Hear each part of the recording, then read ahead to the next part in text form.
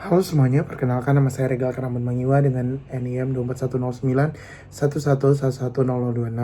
Saya pada kesempatan kali ini akan menjelaskan mengenai EKG atau elektrokardiogram.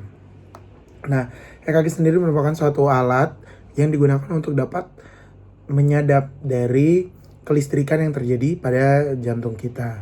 Nah, EKG sendiri ini dia sangat berhubungan dengan kelistrikan kan, seperti yang sudah saya bilang.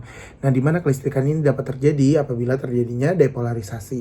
Nah, depolarisasi ini terjadi karena dipengaruhi oleh dua faktor utama, yaitu adalah ion Na+ yang banyak pada luar sel atau HCF dan K+ yang berada banyak di dalam HCF. Serta juga sangat dipengaruhi oleh kalsium, terutama pada otot jantung. Di mana nantinya depolarisasi ini akan terjadi ketika Na+ itu masuk ke dalam membran, sehingga membuat dari membran ini menjadi lebih positif saat dibandingkan saat saat dia beristirahat atau resting membran potensial yang biasanya lebih negatif. Nah, pada jantung itu kenapa tadi saya juga bilang sangat dipengaruhi oleh CA2+, karena pada fase jantung itu akan kita temukan adanya namanya plateu. Di mana plateu ini mungkin teman-teman bisa lihat di sini. Sini ya. Nah, plateu ini itu yang ini nih yang mendatar. Nah, plateu ini dapat terjadi karena tadi di depolarisasi itu sangat dipengaruhi oleh Na+ dan juga ada terbuka dari Ca2+, tapi dia slow. Nah, pada saat ini yang K+ ini seharusnya kanal K+ itu seharusnya terbuka sehingga K+ nya bisa keluar dan terjadi repolar, tapi si Ca2+-nya ini masih masuk gitu loh, sehingga terjadinya fase datar ini. Kemudian saat sudah selesai nanti Ca2+-nya ini si kanalnya ini akan berhenti untuk dapat masuk ke dalam, sehingga Ca2+-nya tidak masuk lagi ke dalam dan K+-nya ini keluar dengan cepat gitu, sehingga terjadinya repolar. Nah, jadi begitu. Jadi kalau pada jantung dia ada fase plateu yang cukup unik gitu ya. Dan depolarisasi. Nah, baik, selanjutnya adalah untuk kelistrikan pada jantung itu sendiri. Kelistrikan pada jantung itu sendiri sangat bergantung pada yang namanya nodus SA. Nodus SA ini merupakan pacemaker. Nah, nodus SA kemudian nanti dia akan melanjutkan nodus AV. Kemudian dari nodus AV atau atrioventrikular dia akan berlanjut ke bundle of His. Setelah dari bundle of His dia akan terbagi menjadi dua, ada right bundle branch dan left bundle branch. Dimana kalau right bundle keduanya akan berakhir atau berujung pada sel Purkinje.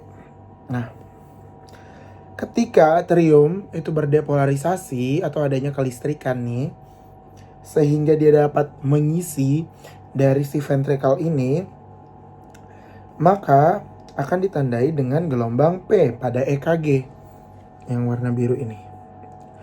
Nah, kemudian terdapat segmen PR setelahnya yang berwarna hijau ini. Kemudian terdapat kompleks QRS. Jadi si segmen PR ini sebelum dari kontraksi atau depolarisasi pada ventricle. Nih, jadi P di sini depolarisasi atrium, kemudian ini jarak antara depolarisasi atrium dan depolarisasi pada ventricle. Kemudian di sini ada QRS. Kemudian setelah itu ada segmen ST. Setelah dari segmen ST ada gelombang T yang berwarna kuning ini, yang melambangkan dari repolarisasi pada ventricle dan akan berlanjut seperti itu. Jadi ini untuk dasar dari EKG-nya, di mana gelombang P merupakan gambaran dari depolarisasi atrium. Kalau misalkan kompleks QRS merupakan gambaran dari depolarisasi pada ventricle, dan T ini merupakan repolarisasi pada ventricle. Sedangkan pada segmen ST ini merupakan jarak dari QRS atau jarak dari depolarisasi ventricle ke repolarisasi ventricle. Sedangkan kalau yang segmen PR itu merupakan jarak dari. Baik, selanjutnya kita akan membahas dari irama pada jantung. Nah, irama sendiri itu dia ada yang namanya sinus. Nah, kalau dia iramanya sinus, artinya dia berasal dari sinoatrial atau nodus SA. Dimana kalau dia sudah berasal dari nodus SA, artinya akan terdapat PQRS, P gelombang P, kompleks QRS, dan juga ada T-nya. Jadi dia normal. Dan biasanya untuk PR interval itu dia di 3-5 kotak kecil. Dan kalau untuk QRS itu dia 1,5 sampai 2,5 kotak kecil gitu. Itu untuk normalnya. Nah, apa yang terjadi apabila si SA ini rusak? Si SA ini rusak, maka akan diambil kendalinya oleh AV. Nah, ketika dia sudah diambil kendali oleh AV, maka iramanya akan menjadi irama junctional. Di mana irama junctional ini dapat menyebabkan kayak si gelombang P ini arahnya terbalik gini. Nih, atau bahkan si P-nya ini tidak ada. Nah, juga bisa terjadi adanya irama atrial dan juga irama ventrikal, di mana nanti kalau irama atrial dia akan si atriumnya ini yang akan kayak membuat kelistrikan sendiri. Kalau ventrikel dia juga akan membuat kelistrikannya sendiri pada ventrikel gitu, karena nodus SA-nya tadi rusak gitu, sehingga ada gangguan dari kelistrikannya sehingga mengganggu dari iramanya. Baik, selanjutnya kita akan membahas dari irama pada jantung untuk mendapat membaca EKG. Nah, irama itu sendiri yang normalnya adalah namanya sinus. Nah, irama sinus itu dia berasal dari SA node. Dimana kalau dia berasal dari SA node, artinya si PQRS-nya ini, PQRST ini semuanya normal gitu loh. Dimana kalau biasanya itu, kalau P itu di 3-5 kotak kecil untuk normalnya gitu.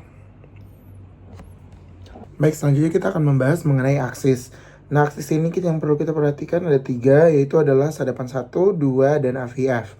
Kenapa begitu? Karena bentuk jantung itu begini dan arah kelistrikannya itu dia begini. Sehingga ketika si sadapan 1, 2, dan AVF ini hasilnya positif, maka si aksisnya itu masih normal. Tapi apabila salah satunya ada yang negatif, maka bisa terjadinya deviasi ke kanan ataupun ke kiri ataupun secara ekstrim. Dimana kalau misalkan di sini si satunya negatif, maka bisa disimpulkan bahwa terjadinya deviasi ke kanan. Tapi kalau misalkan satunya aja yang positif, sedangkan yang lainnya negatif, maka bisa disimpulkan bahwa terjadi deviasi ke kiri, ataupun juga bisa terjadinya ekstrem deviasi gitu. Karena arah jantungnya tadi, jadi dia mengikuti arah kelistrikan dari jantung untuk aksis ini. Oke, kita langsung aja masuk ke kasus dari EKG. Nah, pada gambaran EKG ini dapat kita lihat di sini bahwa adanya delta wave. Delta wave ini yang sebelum dia ke R ada begininya, ada kayak tanjakannya gitu. Itu dinamakan dengan delta wave yang merupakan ciri khas EKG dari WPW syndrome atau Wolff-Parkinson-White syndrome. Nah, kemudian juga ditemukan adanya OMI atau old myocardial infarct. Nah, dari mana? Terutama di bagian inferior, karena ditemukan adanya Q patologis pada bagian-bagian inferior. Di mana bagian inferior itu ada pada lead 2, 3, dan AVF. Kemudian yang selanjutnya juga ditemukan adanya right bundle branch block, di mana dia ditemukan diperhatikan pada V1 dan V6. Kalau pada V1 nanti dia akan membentuk nih, ada SR aksen. Jadi dia kayak bentuknya M gitu. Sedangkan pada V6 nanti akan terjadinya S yang tidak tajam atau splurge S gitu ya. Nih, dia gini gitu. Jadi di S-nya dia nanti tidak tajam. Itu untuk yang EKG ini. Terima kasih. Baik, selanjutnya itu kita akan membahas kasus kedua, yaitu pada gambar yang ini didapatkan adanya PVC, terutama di Begimini. PVC itu apa? PVC itu merupakan prematur ventricular complex atau yang biasa dikenal juga dengan ventricular extrasystole. Nah, kenapa dia Begimini? Karena jadi di sini normal, ada yang sinus, kemudian ditambah dengan satu yang PVC atau extra sound di belakang dari yang normal. Setiap dari PVC akan ditemani dengan satu setiap dari satu sinus akan ditemani oleh satu PVC karena dia 1+1 sehingga dia namanya bigemini gitu. Ini untuk kesan pada EKG yang ini. Baik, kita lanjut ke EKG yang ini, dimana untuk EKG yang ini itu ditunjukkan adanya AV block secara total, terutama karena di sini adanya gelombang P dan juga kompleks QRS yang bekerja secara sendiri-sendiri. Juga dapat dilihat di sini bahwa terjadi adanya bradikardi yang ekstrim gitu. Biasanya dia kurang dari 50 BPM. Nah, untuk AV block ini biasanya dia dibagi menjadi 4 tipe. Yang salah satu tipenya adalah total blokade ini. Kemudian ada yang derajat 1 tipe 1. Nah, kalau derajat 1 tipe 1 itu dia pemanjangan dari interval PR, tapi dia tidak ada drop beat. Sedangkan pada pada tipe 2 dari derajat 1 itu sudah mulai ada drop beat. Dan pada tipe derajat 2 tipe 1 itu dia sudah ada drop beat dan dia juga sudah mengalami dari bradikardi ekstrim gitu. Dan juga pada AV block yang ini atau blokade secara total itu juga biasanya terjadi dari bradikardia ekstrim tersebut. Baik, kita lanjut ke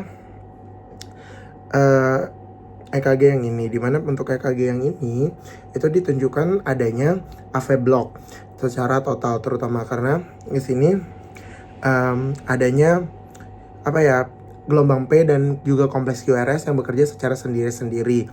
Juga dapat dilihat di sini bahwa terjadi adanya bradikardi yang ekstrim gitu. Biasanya dia kurang dari 50 BPM. Nah, untuk AV block ini biasanya dia dibagi menjadi 4 tipe. Yang salah satu tipenya adalah total blokade ini. Kemudian ada yang derajat 1 tipe 1. Nah, kalau derajat 1 tipe 1 itu dia pemanjangan dari interval PR, tapi dia tidak ada drop beat. Sedangkan pada pada tipe 2 dari derajat 1 itu sudah mulai ada drop beat. Dan pada tipe derajat 2 tipe 1 itu dia sudah ada drop beat dan dia juga sudah mengalami dari bradikardi ekstrim gitu. Dan juga pada AV block yang ini atau blokade secara total itu juga biasanya terjadi dari bradikardia ekstrim tersebut. Baik, selanjutnya kita akan membahas dari EKG yang ini. Nah, EKG yang ini kita dapat menemukan adanya hipertrofi pada atrium kiri, ventrikel kiri, dan juga akan ditemukan adanya iskemik juga. Kenapa? Karena di sini apabila kita lihat si QRS-nya itu pada V5 dan V6 itu sangat tinggi yang menandakan terjadinya hipertrofi pada dinding ventrikel. Karena si kompleks QRS-nya ini sangat tinggi. Kemudian pada iskemik, kenapa bisa ditemukan ada iskemik? Karena ditemukan adanya depresi ST yang menandakan bahwa sebenarnya terjadinya kekurangan oksigen tapi belum sampai ke tahap infarkt gitu. Baik, kemudian dapat dilihat di sini untuk EKG yang ini itu didapatkan adanya takikardia sinus dan juga infarkt, terutama pada bagian anterior dari jantung. Nah, kenapa takikardia sinus? Karena dapat dilihat di sini bahwa sebenarnya kompleks PQRS-nya itu masih ada, sehingga dia masih normal. Dia merupakan irama sinus, tapi dia takikardi karena untuk denyut jantungnya itu sudah lebih dari 100 atau lebih dari normal, sehingga dinamakan dengan takikardi sinus.